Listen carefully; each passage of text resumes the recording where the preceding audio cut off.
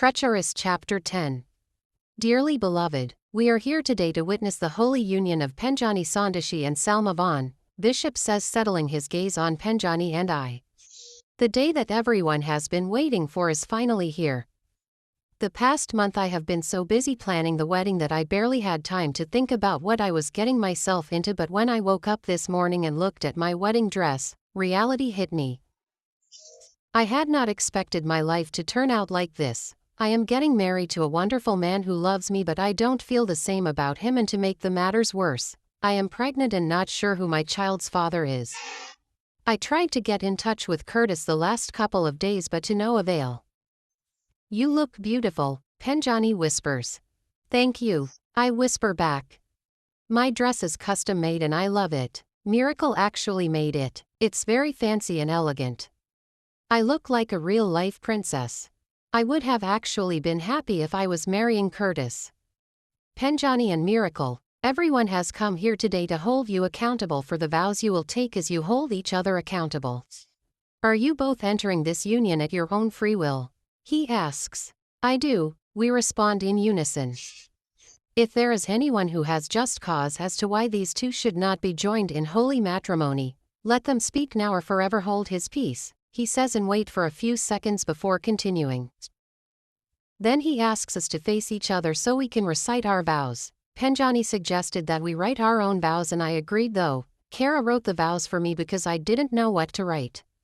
Salma, he begins. You are the best thing that's happened to me in years. On this day henceforth, I vow to love you unconditionally in this world and in the next, and to honor you every day.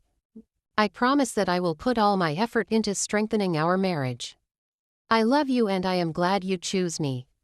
I nervously stare at him. His words would have moved me if I was in love with him. Penjani, I vow to be the wife that you want me to be. I commit to love and honor you for as long as we shall live. Thank you for always supporting me, and thank you for loving me like you do. Very well, the rings please, the bishop asks. We turn and receive the rings from the ring bearers. Penjani Sandashi, do you take this woman as your lawfully wedded wife? He asks. I do, Penjani says loud and clear with a smile across his face. Then he slides the ring on my finger. And do you, Salma Vaughn, take this man to be your lawfully wedded husband? I stare at Penjani for a second, wondering what would happen if I say I don't want to marry him. Babe, he whispers. I do, I say in a small voice, placing the ring on. By the power vested in me, I now pronounce you husband and wife. You may kiss the bride. Penjani lifts my veil and kissed me passionately, and the crowd erupts into a frenzy of applauses and whistles which last for a few minutes. Ladies and gentlemen, it is an honor to introduce to you for the very first time, Mr. and Mrs. Sandashi.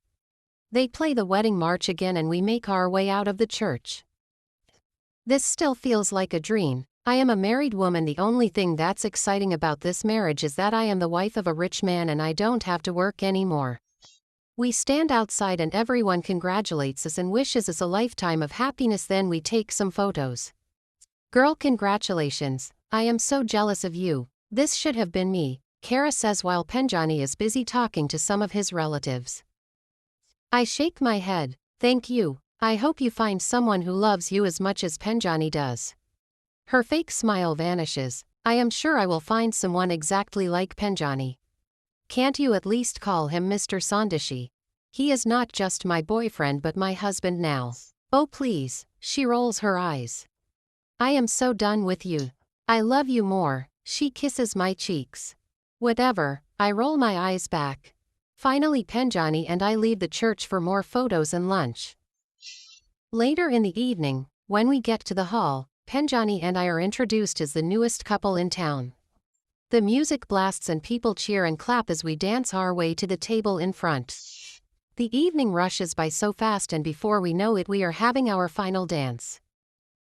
Everyone looks happy and excited. They had more than enough to drink and eat. The decor was excellent and the DJ had a wide selection of danceable hits. Finally, we say our goodbyes and head to the hotel where we will be spending the night at before we leave for the honeymoon the next day. When we get to the hotel, I immediately change and throw myself on the bed. I feel so sad and guilty for disappointing Curtis. This should have been us. You are tired. He asks, kissing my lips lightly. Yes, I yawn. I will give you a few minutes to rest while I freshen up, he excitedly says as he expectantly looks at me. Penjani and I haven't had sex for a month. When I found out I was pregnant and he asked me to marry him, I told him I didn't want to have sex with him until we tied the knot. I scroll through Facebook for a few minutes, and when I hear that the shower has been turned off, I put my phone on the table, slid under the covers and pretend to be asleep. When he joins me in bed a few minutes later, he tries to touch me, but when I am unresponsive, he gives up. "Good night, Mrs. Sandashi," he whispers before he turns off the light and turns his back to me. He is sitting on the couch, staring at the photo on his phone. A pang of sadness hits him as he notices how happy she looks standing next to her husband. It should have been him by her side and not him.